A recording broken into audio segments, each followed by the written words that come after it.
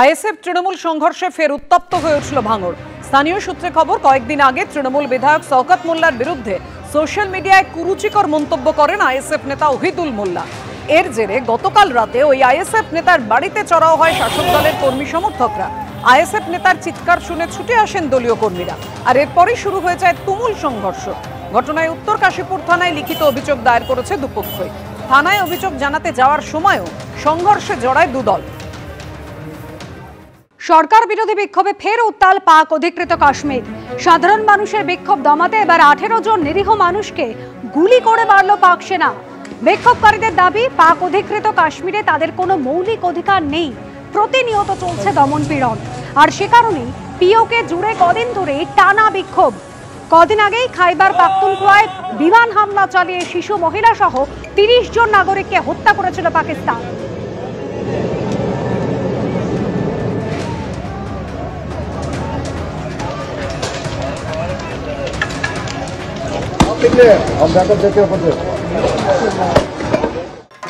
রাজ্য পেরিয়ে চলুন আপনাদের নিয়ে যাই রাজধানীতে। সেখানেও কিন্তু বিষাদের সুর, আর তার মধ্যেই সিঁদুর খেলায় মাতলেন কালীবাড়িতে সেখানকার মহিলারা।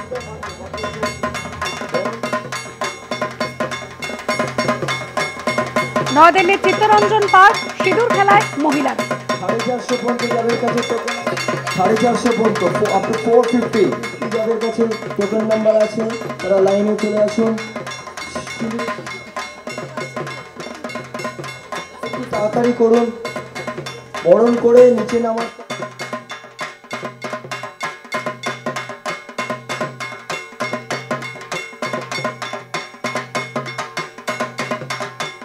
আমরা বারবার আপনাদের অনুরোধ জানাচ্ছি,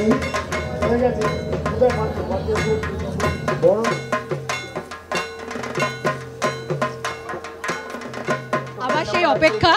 মাকে গুড বাই বলতে কষ্ট লাগছে, কিন্তু আবার ভাবছি নতুন করে মাকে আবার হ্যালো বলে আবার নেক্সট ইয়ার আনবো।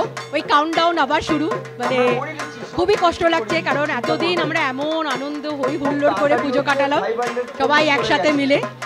আজকে তো সত্যি মন খুবই ভারী সবার। কখন আবার এই একটা বছর কখন আবার শেষ হবে, আর সেই আবার মাকে আমরা দেখতে পারবো, পুজো করতে পারবো, তার আরাধনা সব কিছু আমরা আবার থেকে করতে পারবো। একটা বছর খুব কষ্টে কাটে আমাদের, মানে অপেক্ষাটা অনেক লম্বা হয় আমাদের জন্য। শিব মন্দির কালীবাড়ি চিত্তরঞ্জন পার্কে রয়েছি, এবং এই মন্দিরেই অষ্টমীর দিন প্রধানমন্ত্রী নরেন্দ্র মোদী এসেছিলেন এবং সেখানে আরতি করেছিলেন। সেই মন্দিরের চিত্রটা যদি আমরা এই মুহূর্তে দেখি, এখানে পুজোর মাকে বরণ করার জন্য দিদিরা এক এক করে লাইনে দাঁড়িয়ে রয়েছে। টোকন দেওয়া হয়েছে, 400 অব্দি টোকন যারা পেয়েছেন তারা এখন এসে মাকে এক এক করে বরণ করছেন লাইন দিয়ে। যে সকাল থেকে টোকন দেওয়া হচ্ছিল, এখানেই আর 2টোর পর থেকে স্টার্ট হয়ে যাবে, এখান থেকে যে প্রতিমা নিয়ে যাওয়ার কাজ স্টার্ট হবে। কিন্তু তার আগে মাকে আজকে দশমীর দিন বরণ করার প্রক্রিয়া এই মুহূর্তে শিব মন্দির কালীবাড়িতে চলছে। এখানে না অঞ্জলি দিলে, এখানে না আমাদের সিঁদুর খেললে মনটা ভরে না, যেখানেই আমরা চলে যাই। মনটা খুবই ভারাক্রান্ত যে মা তুমি আবার কবে আসছো, কবে আসবে, আবার আমরা সবাই একসঙ্গে মিলিত হয়ে এইভাবে পুজোয় মাকে সেবা দিতে পারবো। এতদিনে হই হুল্লোড়, আমোদ আহ্লাদের পালা সাঙ্গ হলো। আর মুদিয়ালি ক্লাবে এবিপি আনন্দের প্রতিনিধি হয়ে ঘুরলেন অভিনেত্রী অপরাজিতা আঢ্য। সিঁদুর খেললেন, ধামসার তালে মেতে উঠলেন নাচে। আমি মনে করি দুর্গাপুজো দিয়ে আনন্দ শুরু হয় এবং দোল দিয়ে শেষ হয়, সুতরাং সামনে অনেক আনন্দ আছে, এবং আমাদের মন খারাপ হলে কিন্তু মায়েরও মন খারাপ হয়ে যাবে। দিদি একটু দিয়ে সিঁদুর।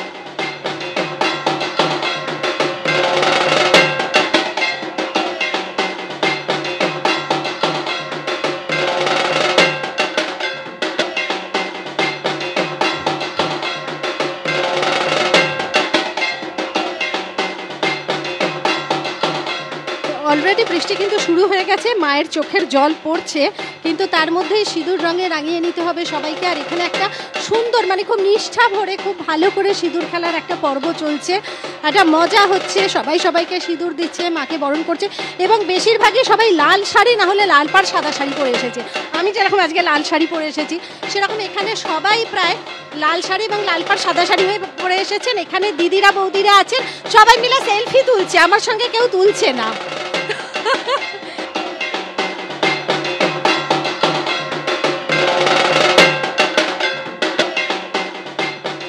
যেখানটা ধামসা বাজানো হচ্ছিল সেখানে বৃষ্টি হচ্ছে বলে ওনারা একটু অফ করেছেন। কোথা থেকে এসেছে? ঝাড়গ্রাম থেকে এসেছি। ঝাড়গ্রাম থেকে? ঝাড়গ্রামের কোথা থেকে? রোহিণী থেকে। রোহিণী থেকে, তা একটু বাজানো হবে তো? আমি বুঝতে পারছি বৃষ্টি পড়ছে।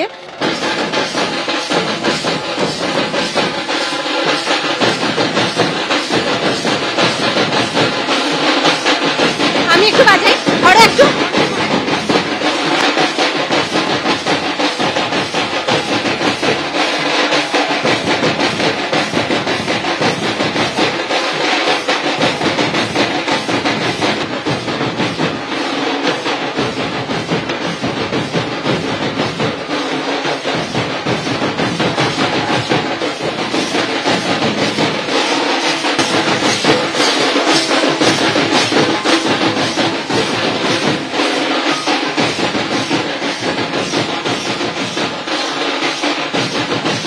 বৃষ্টি পড়ছে কিন্তু নাচ থামছে না।